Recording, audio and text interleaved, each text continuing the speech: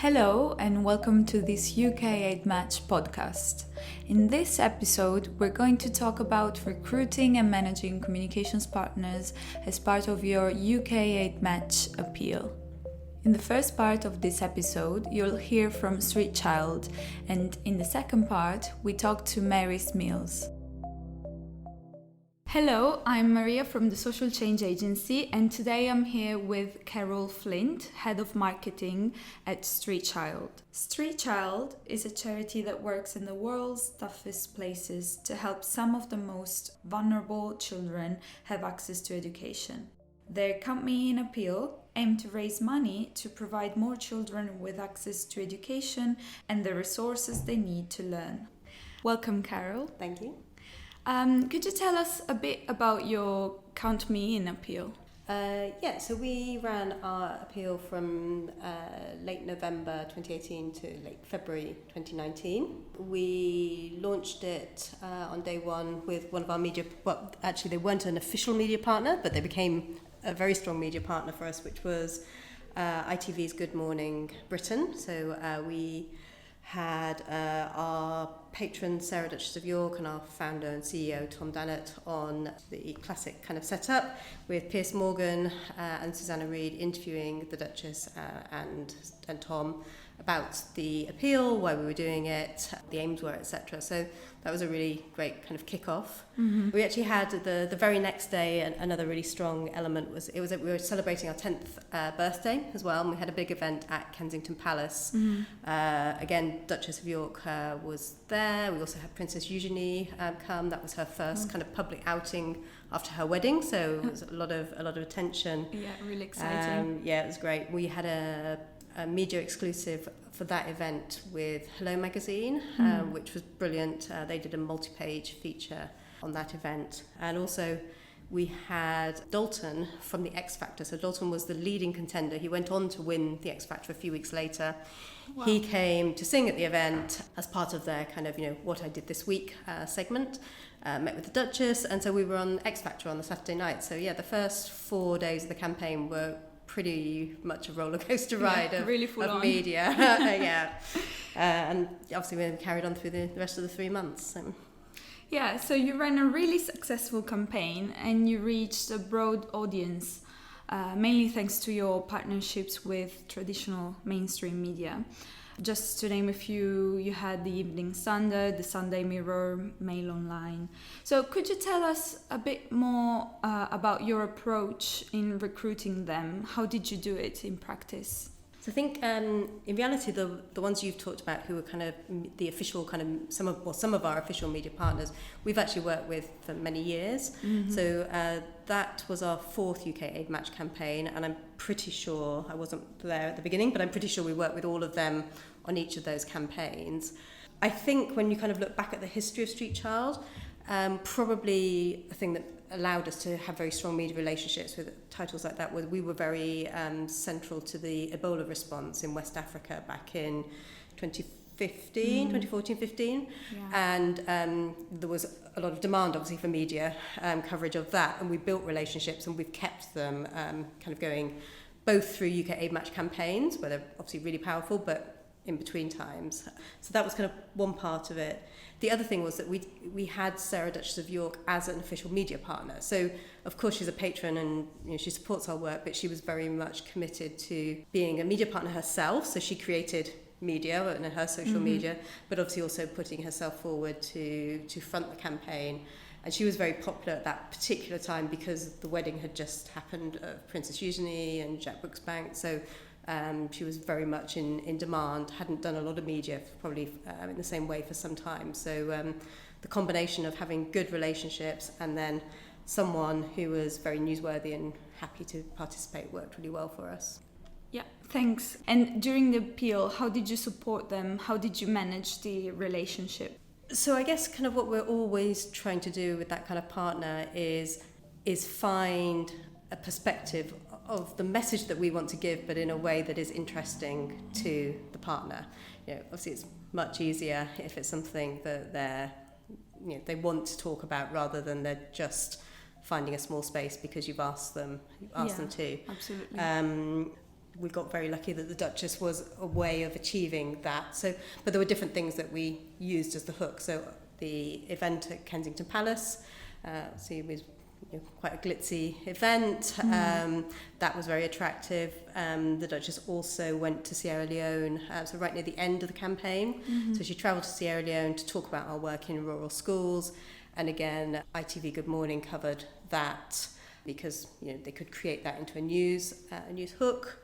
We also had the Evening Standard travel on that trip as well. That's, I guess, one of the other things that we tried really carefully to do was to think about how we could take the same piece of content and put it across multiple media, but non-competing media. So on that trip, we had TV broadcast with ITV. We had a mainstream newspaper with the Evening Standard. Hello didn't travel on the trip, but we did an interview during the trip for Hello, and then we did a follow-up with Grazia as well. So we had 4 pieces of coverage out of 1 piece of content. But obviously what we couldn't have done was send 2 newspapers on that trip because they'd have just been competing for the same space. So trying to find an angle, trying to find a way of maxing out individual things. I think those are the main things. Actually, one of the things that worked well for us as well, I said the Duchess herself was a media partner, so she was producing media. She was using her Instagram and her Twitter to share either her own perspectives on events or content that we gave to her. And it was one of the things we hadn't anticipated to happen, but that in itself became news. So there were publications writing about her, writing about us, which is kind of absurd on one level, but because the message that we had given to her was the UK Aid Match message, the appeal message, that then translated into more coverage. So once we realised that worked, obviously we made sure that we made more of that happen. And the same actually with Princess Eugenie as well. That worked as well. That's also a learning for the future. Yeah, absolutely. And I guess kind of one of the other things around media partners is we had access to new partners. So they weren't official partners in the UK Aid Match kind of definition, but media publications who were interested to work with us because we had this content. So ITV Good Morning were one of those, Hello Magazine, I think there was another one as well, but because we worked well with them on that campaign, they agreed then to be official media partners on future campaigns. Okay. So that's in terms great. of the recruitment, that's kind of, some of the relationships are very historic, but now we're kind of almost using it where, we engage them and then kind of say, well, in return, this is what we need from you next time. Yeah. So, in our next appeal, we will have an even stronger base of partners. Great. And what do you think these partners, these more traditional partners offer that other less traditional comms partners usually don't or cannot offer?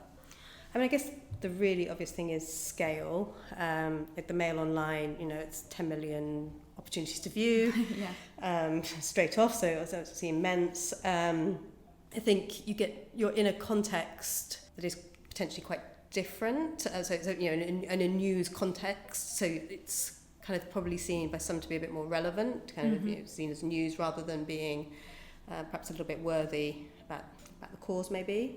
And also these pieces, they hang around for a long time, obviously online, and they get used. They create interest in their own right, kind of later down the line. So each journalists are, they're trying to make their life easy. Then it's a stressful business to be in these days, and they will look at what has been written before. So even now, we will get references to Sarah Duchess of York, who supported Street Child's campaign called Count Me In, blah blah blah. That will be the intro to another kind of piece, and so. They create a longevity around that, and I think over time that builds up as well. Definitely. And what types of comms partners were most effective at garnering new donors during your campaign? So I think where we saw an immediate instant response was on the TV appearances. So both on the day one. And near the end of the campaign, when the Duchess was on ITV Good Morning, she directly appealed for people to support the campaign. She gave out a money ask. On the first day it was a £7.50 ask. On the last piece, I think it was a £15 ask. And immediately money came in against that request. So I think on the first morning, in the first 2 hours, we had 170 donations come through our website straight off that piece of coverage. So that's one that was really, really obvious. The other area where we had some strong media was regional media in the east of England. So we're based in London, but our founder, his whole family are all based in Norwich. We have a really strong supporter base, kind of where effectively, the organisation kind of was built from. We were going 10 years there. So we have a strong base anyway, and we built on that a lot this year with some extra fundraising resource in Norfolk, who also helped then secure regional coverage. And one of the things we did, I'm sounding like a bit of a broken record, but it was an interview with the Duchess of York, but on BBC Look East, which was quite an in-depth piece. I mean, I think it was like an 8 to 10 minute piece. And we also had quite a lot of radio and press in Norfolk. And I can't tell you exactly which one of those drove the specific donations, but we had about £15,000 of money that we can track directly back to East of England, which, it doesn't stack up in any other kind of region. So definitely we know that, there's an underlying love for Street Child in East of England, but the media definitely kind of helped that as well. The other, it's not media per se, but the other thing for new donors that works really well for us is events. So we had 2 events called Craft Half. So it's a half marathon with half pints of craft beer one way around. It's very fun. And we had 600 runners across 2 events who did that. Now, some of those were existing Street Child supporters, but I would say at least 500 of those were new to Street Child. So not media in the traditional sense, but great way of getting people involved. Yeah, that's really helpful. Thanks. And what was the biggest challenge during the appeal that you faced, and how did you overcome it?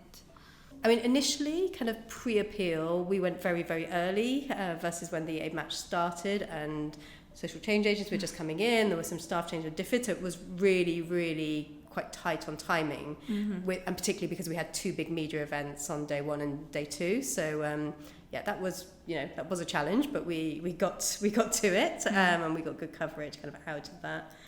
I think the other thing was, obviously, as I said, we did use the Duchess a lot, and we had to really think about how we used that. So we couldn't give an interview with her to everyone who would have wanted it. Just practically, and obviously just because it would have been too much. So one of the things that we did that worked really well was in a couple of the events that we had, we used a picture agency rather than a specific media house. So that meant she didn't have to give an interview. The coverage actually came from the press release, so it meant that the messaging was very, very direct. But we still had strong images, and we ended up with coverage probably in 2 or 3 different places. Maybe not as big as they might have been if it had been given as an exclusive, but we still got coverage despite actually no one having to really put themselves out. So that was a really good learning for us. We had to put less on to the Duchess in those kind of cases, so that worked well for us. And how did running a UK Aid Match appeal affect your organisation? Well, obviously, we raised money, so it was fantastic. We raised £1.4 million, which we doubled, so that obviously is a huge boost for an organisation of our size. We got a huge number of opportunities to view, around 150 million. So, of course, that works from a campaign level, but it's grown the awareness of Street Child, and we feel like there's a much bigger momentum kind of behind our brand, and more people definitely know us off the back of that campaign. And then I think kind of there's how does it work within the team, and kind of the impact on day to day as a team. And we're relatively small, so when this campaign and previous UK Aid Matches, it really probably sucks up like 98% of our time. We do a lot of events, so there's a lot of out of hours working, so it's quite an intense kind of period. And I guess you could see that as being kind of a bit negative, but actually we could try and turn it into a positive and make it actually be a really good team building experience, and make sure that we create time for teams to have social events that aren't at all related. It's not a UK Aid Match event dressed up as social. It is a time it's just for the team to kind of go and kick back and remember that we all like each other when we're really busy. So I think we handle it reasonably well, although there was always the kind of deep breath of like, okay, this is going to be intense. Yeah. So thank you, Carol. No problem. Thanks for sharing with us your learnings and your experiences. No problem at all.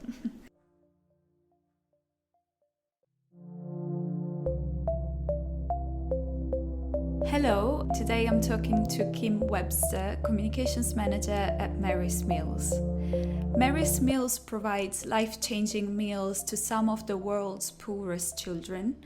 The organization feeds more than 1.5 million children every school day across 5 continents in 18 countries. From the 3rd of December 2018 until the 1st March of 2019, Mary's Meals ran a UK Ed-Match appeal called Double the Love. This appeal aimed to reach hungry children in Zambia with a meal every school day. Welcome, Kim, and thanks for being with us today. Thank you for having us. So, Double the Love was very successful for many different reasons. And one of these was the fact that you managed to secure support from a broad range of comms partners, which were not only media partners. For example, you recruited the Benetton Group, which is a chain of health clubs. Can you tell us a bit more about how you recruited them and what was your approach in doing this? Yes, of course.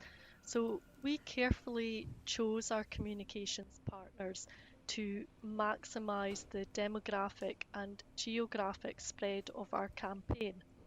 For example, the Scottish Sun is the most read daily newspaper in Scotland by under 35s and families. Meanwhile, the Bannatyne Group also gave us a chance to reach audiences throughout the UK by highlighting the campaign in its health clubs and spas, online channels, and staff communications. And was that the first time that you worked with them? So we had worked with some of our communication partners previously, so they were already warm to Mary's Meals and receptive to the UK Aid Match opportunity, as it would potentially allow us to reach many more impoverished children with daily meals in schools. As with the communication partners we had not worked with before, such as the Catholic Universe and Primary Times, through approaching key contacts at these publications and sharing the UK Aid Match opportunity, as well as highlighting the role that they could play in helping us transform many young lives, we were also successful in recruiting new partners too. And how did you manage the relationship with them during the appeal? We had 10 communication partners in total, and to ensure we worked closely with each of our partners throughout the appeal, individual members of our communications team were assigned to manage specific partners and oversee the relationship. So that involved keeping partners updated on key activity, timelines, sharing content they could use, as well as identifying story ideas and opportunities for them. And what do you think these comms partners offer that other more traditional comms partners usually don't? We actually felt it was important to have a strong mix of communication partners. So that ranged from traditional print media to the likes of the Bannatyne Group, Stagecoach, and Clear Channel. We felt that was a really strong approach for our campaign because it allowed us to tap into different avenues and touch points where people could see, hear, and read about Double the Love. So essentially, this approach allowed us to extend our campaign across the UK, reaching people of all ages. That's really important. And what types of comms partners were most effective at garnering new donors, do you think? Sure.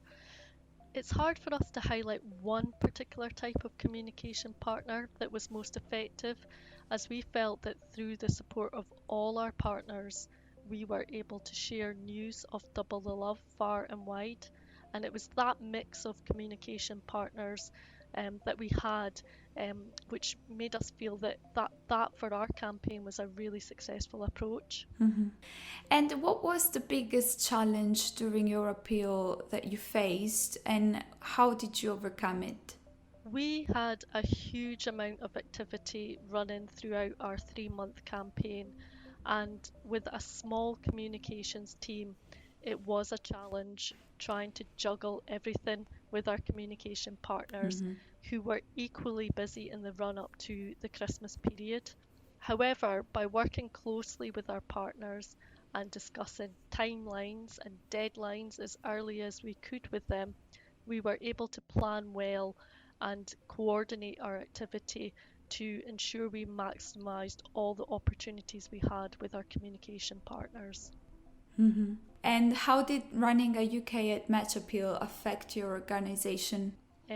With match funding from the UK government and the incredible generosity of supporters, we have been given a wonderful opportunity to create an even bigger impact and transform the lives of many hungry children in Zambia with the gift of food and education.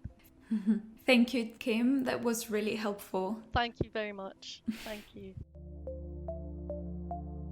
Thanks for listening to this UK at Match podcast. Don't forget that we have more resources on various topics on the UK at Match website, www.ukatmatch.org.